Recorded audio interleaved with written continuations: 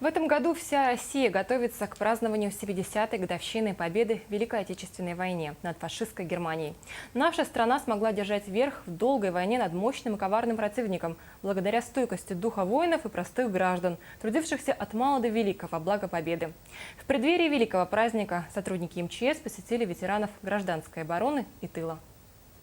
Николай Федорович Васильев родился в селе Чукар Ленинского, ныне Нюрбинского района. Война началась, когда он учился в средней школе. Все его ровесники, 15-летние парни, наравне со взрослыми, работали в колхозах и совхозах. И всем селом с нетерпением ждали вестей с фронта. Особенно писем от родных, которые воевали. Кто-то получал долгожданное письмо, а кто-то похоронку. Нам повезло. Мой зять, ушедший на фронт в начале войны, вернулся в 43-м году живым.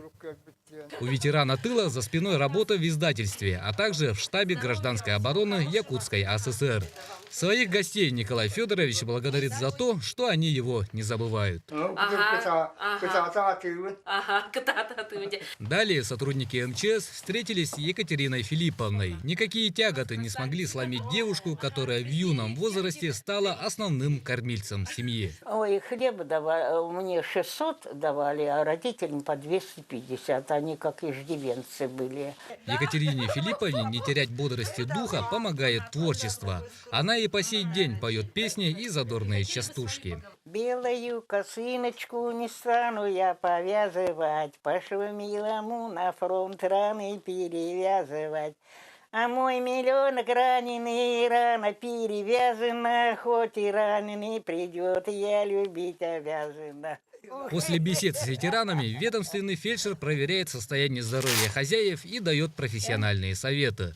Такую помощь ветеранам ведомства оказывает постоянно. Мы не забываем их. Они очень благодарны. Мы им тоже также благодарны.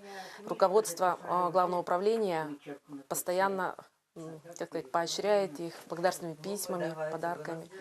Так что мы держим руку на пульсе, всегда их проверяем, созваниваемся. Встречи с ветеранами пожарной охраны и Великой Отечественной войны проходят и в других подразделениях МЧС по Якутии и будут продолжаться. Мы не забываем о тех, кто подарил нам победу. Виталий Абрамов, НВК Саха, Якутск.